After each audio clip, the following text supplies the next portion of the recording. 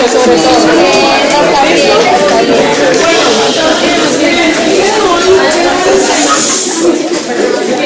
Que en lo personal me parece absolutamente importante que ustedes piensen en eso cuando estén en el ejercicio. Vamos a empezar, si quieres, ponme por favor ese link. Yo quiero que vean desde un punto de vista distinto a los pacientes que tienen problemas ortopédicos. Entonces vamos a ver, por ahí vamos a hacer pausa y les voy a pasar unos, para que ustedes vean lo que pasa realmente con una persona que tiene sordera.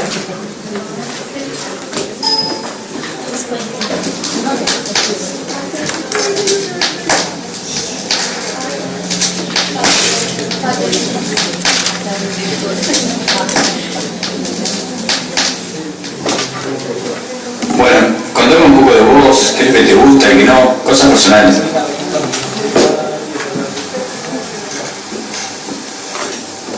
Me llamo Camila. Tengo 31 años. Soy una persona independiente y diferente. Me gusta hacer varias cosas. Me gusta salir. Me gustan las cosas nuevas.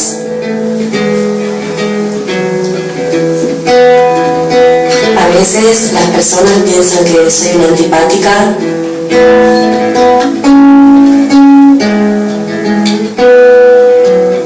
Pero no es así. A veces me gusta no saber qué me dicen.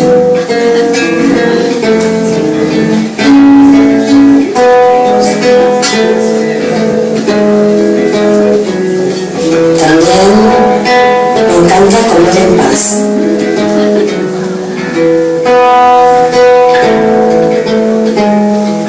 La paz me encanta, pero también es bueno romperla.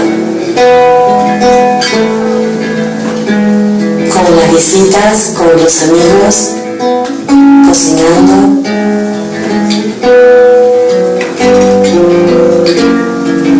Las bromas y las sonrisas.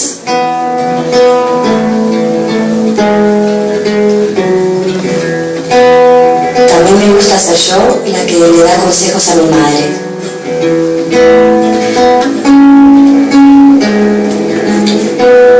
Me gusta sentir el viento.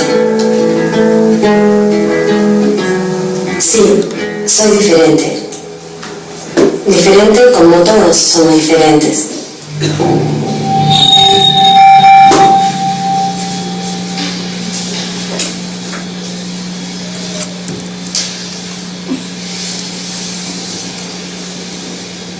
La diferencia es lo que nos caracteriza.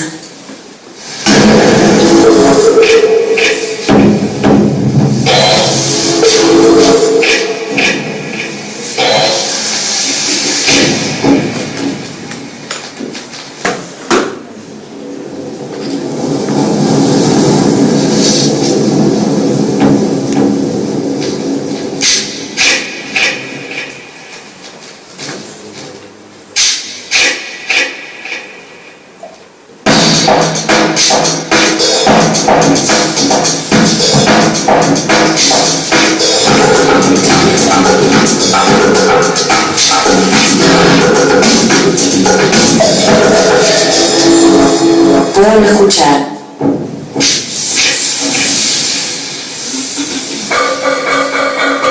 pero puedo sentir.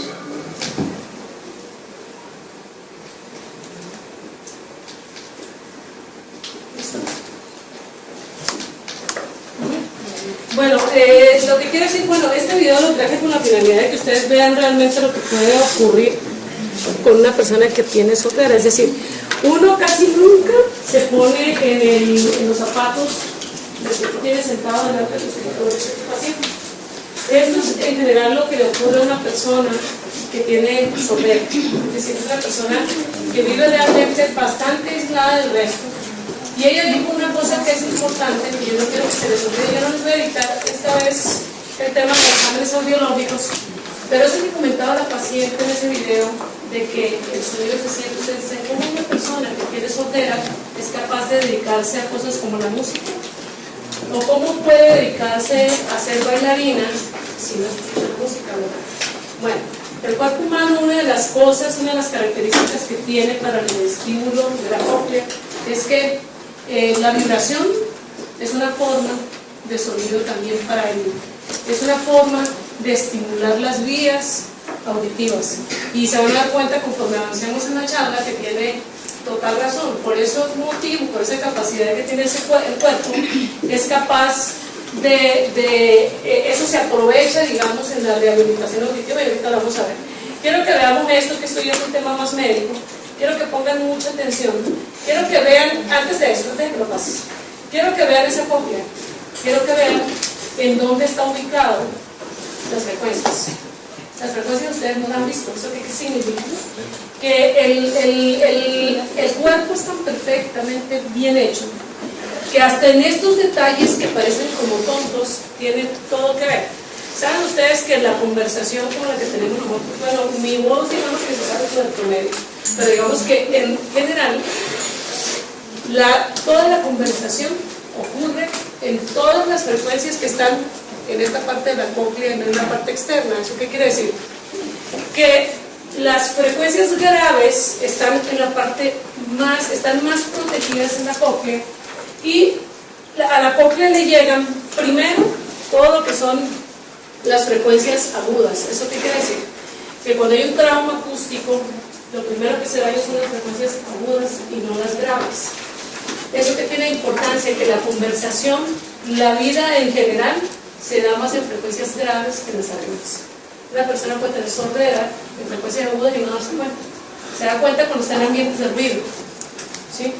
Bueno, ahora sí, por favor pongan atención a esto. ¿No abre? Ay, no le digas eso. Cópialo si quieres y lo ponemos ahí en el otro. Se supone que se abre ahí.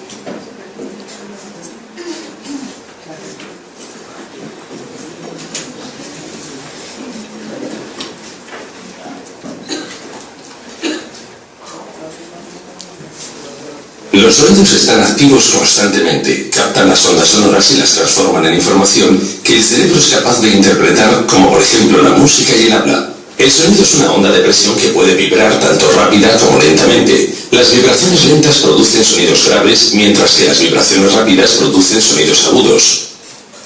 El sonido entra en el oído y se canaliza a través del conducto auditivo hasta alcanzar la membrana timpánica. Cuando la membrana timpánica comienza a vibrar, pone en movimiento la cadena auricular del oído medio. La cadena auricular está compuesta por el martillo, el yunque y el estribo. Las vibraciones del sonido se transmiten a través de la cadena auricular hacia el oído interno. En el oído interno, la cóclea desempeña un papel fundamental. Es aquí donde la energía mecánica del sonido se transforma en complejas señales eléctricas que más tarde se transmiten al cerebro. En términos simples, la cóclea es un tubo en forma de espiral lleno de fluido. Las células sensoriales, también llamadas células ciliadas, cubren por completo toda la extensión de la cóclea. Estas células ciliadas poseen distintos grados de sensibilidad para la detección de los diferentes tonos o frecuencias. Esto permite al oído percibir todo el espectro de sonidos. La transformación de las vibraciones mecánicas en pulsos eléctricos es un proceso complejo resultado del movimiento de las células ciliadas en la cóclea. Las células ciliadas están dispuestas como las teclas de un piano a lo largo de toda la extensión de la cóclea. Las células ciliadas, localizadas en la base o región inferior de la cóclea, son responsables de las altas frecuencias, mientras que las células ciliadas del ápex son responsables de las bajas frecuencias. Bueno, eso, Cuando el fluido de la cóclea se pone en movimiento, provoca a su vez el movimiento de las finas estructuras de la superficie de las células ciliadas. Estos movimientos causan diferencias de tensión que producen señales eléctricas que se transmiten a través del nervio auditivo hasta llegar al cerebro. El córtex auditivo cerebral interpreta esta información como sonido, por ejemplo, como música o como habla. Toda esa sucesión de eventos, incluyendo los distintos pasos que convierten las ondas sonoras del medio ambiente en información que el cerebro es capaz de interpretar, suceden tan rápidamente que las personas pueden oír el sonido al instante y de manera continua. En este complejo proceso, existen varios factores que pueden provocar que una persona experimente una pérdida auditiva. La pérdida auditiva puede variar desde una pérdida de leve a moderada hasta una pérdida total de la audición. En general, existen 3 tipos de pérdida auditiva que difieren la una de la otra, dependiendo de la parte del oído que esté afectada, pudiendo ocurrir en el oído externo, medio o interno. ¿Listo? Bueno, ahora sí. Ahora sí arrancamos con... Resulta que los que van a recibir todos los bebés que llegan allá, pues no voy a hacer yo, porque mucho vino. Pero ustedes van a estar atendiendo partos, van a ser pediatras, ¿sí? Neonatólogos, ginecólogos. Y resulta que tienen que acordarse que de cada 1000 partos que ustedes atiendan, uno de esos niños van a ser por un problema de sordera, ¿sí? Y resulta que ustedes han escuchado el término inadecuado de decir pacientes sordomudos, y de hecho tú ves que muchas personas, muchos médicos, colegas hablan de sordomudez, realmente eso no existe. El paciente es sordo, no es mudo. Lo que pasa es que nunca puede desarrollar la parte mecánica del habla porque no tiene un estímulo auditivo que lleve esas ondas y haga desarrollar eso. Entonces no existe ese término, o sea, oficialmente hablando no hay sordomudos, hay sordos, ¿sí? Entonces resulta que existen 2 tipos de personas que van a desarrollar sordera. Pacientes que existen a los 2 años, más o menos entre los 2 y los 3 años, es la edad más importante para el ser humano en el desarrollo del lenguaje. Por lo tanto, es una persona que nunca recibe un estímulo auditivo antes de esa edad, no podrá desarrollar su lenguaje. Por eso, las personas que tienen, ustedes van a ver, eso se llama de prelingual, cuando es una sordera que aparece antes de esa edad, y poslingual es un paciente que termina con sordera después de que el lenguaje se ha desarrollado, ¿sí? De todos modos, miren, es tan importante el sonido para que el lenguaje sea adecuado, que pacientes que por cualquier motivo terminan con sordera, ya teniendo 15 años, 20 años, y que se supone que ya el lenguaje está desarrollado, el tipo de habla cambia ante la falta de estímulo auditivo, ¿sí? Entonces eso siempre va de la mano. Ustedes siempre van a encontrar que de cada 1000 nacimientos va a haber un paciente, un niño que van a nacer con problemas de sordera. Y de estos pacientes, es decir, de los pacientes que desarrollan una sordera después de esa edad, el 10% va a empezar a desarrollarla a partir de los 60 años, es decir, toda persona que tenga 60 años, el 10% de esas personas van a empezar con problemas de sordera. Cuando ya tienes 80, la mitad tiene pérdida auditiva. Es decir, la sordera empieza a quedar 60 años, ¿sí? Eso se llama presbiacusia. Entonces, de los pacientes, de ese niño que de cada 1000 nacimientos nace, se va a clasificar así. Es decir, aquí van a encontrar, el momento de la aparición va a ser al momento del nacimiento, que va a ser genética o adquirida, digamos, por ejemplo, por un proceso viral, una infección, alguna cosa de esas, o de aparición tardía, que en esta aparición tardía son niños en los cuales a tempranas edades empiezan con este tipo de problemas. Existe además otro grueso de pacientes que van a tener, de aquellos que están hablando de esa sordera hereditaria, de estos, la mayoría de los pacientes no van a estar asociadas a ningún tipo de síndrome. Más o menos estamos hablando de que el 70% de esos niños que tienen una sordera hereditaria no va a estar acompañada de ninguna otra alteración en ningún otro órgano, ¿sí? Eso es lo que quiere decir en resumen este cuadro. De estos, el 30%, pues obviamente las manifestaciones clínicas de un paciente que tiene que tienen un fenotipo especial, a esos pacientes obligatoriamente les buscamos sordera, ¿sí? Pero entonces, ¿qué significa este cuadro? Ustedes tienen que acordarse que no necesariamente tiene que ser un síndrome de Down para hacerle un tamizaje auditivo a los pacientes. Eso es lo que quiere decir, ese es el resumen, lo que quiere decir este cuadro. ¿Listo? Bueno, entonces, ¿qué tenemos que hacer nosotros con ese niño que ustedes recibieron? Lo primero que uno hace es hacer algo que se llama autoemisiones acústicas. Las autoemisiones acústicas es una forma de tamizar la audición de todo recién nacido, independientemente si sea del POSIS, del preparásis, del silencio, de lo que sea. Todo niño tiene derecho a tener una calidad de vida adecuada. Entonces, independientemente de si le autorizó o no le autorizó, tú como médico tienes la obligación de solicitarlo. Si no lo autoriza la EPS, es responsabilidad de la EPS, ¿sí? Entonces, cuando las autoemisiones acústicas están bien, perfecto.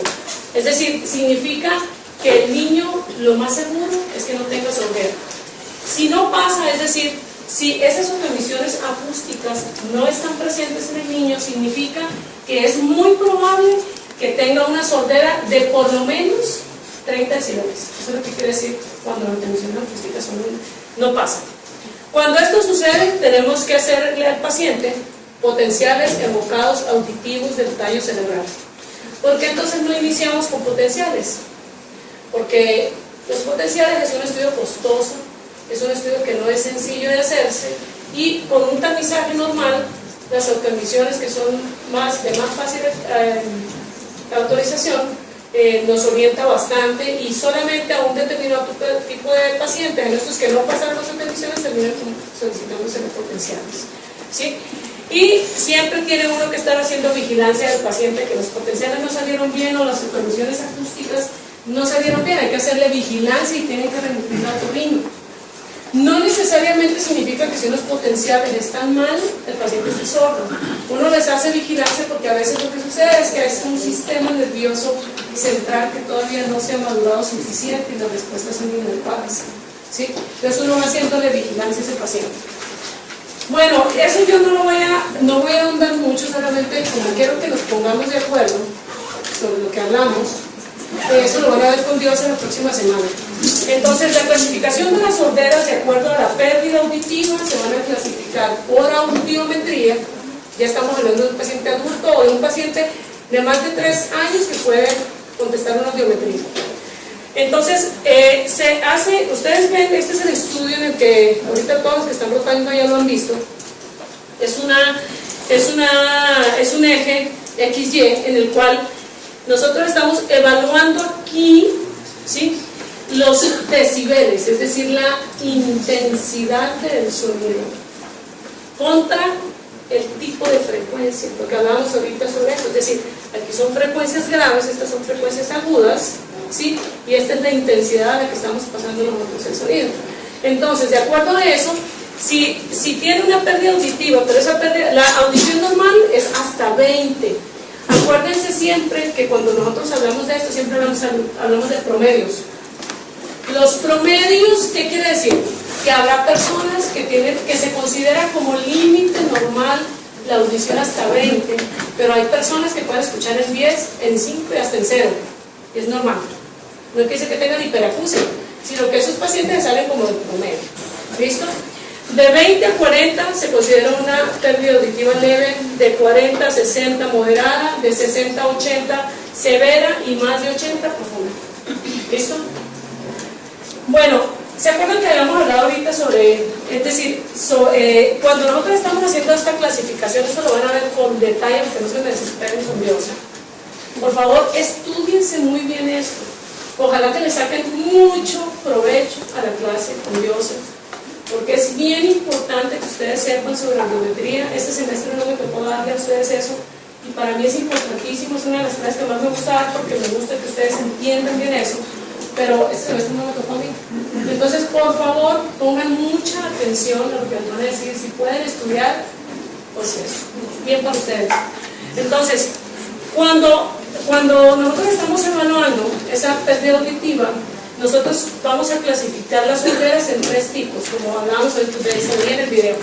En pérdidas de tipo neurosensorial, que habla de daño en el nervio auditivo, la característica es que los corchetes de los 2 oídos, es decir,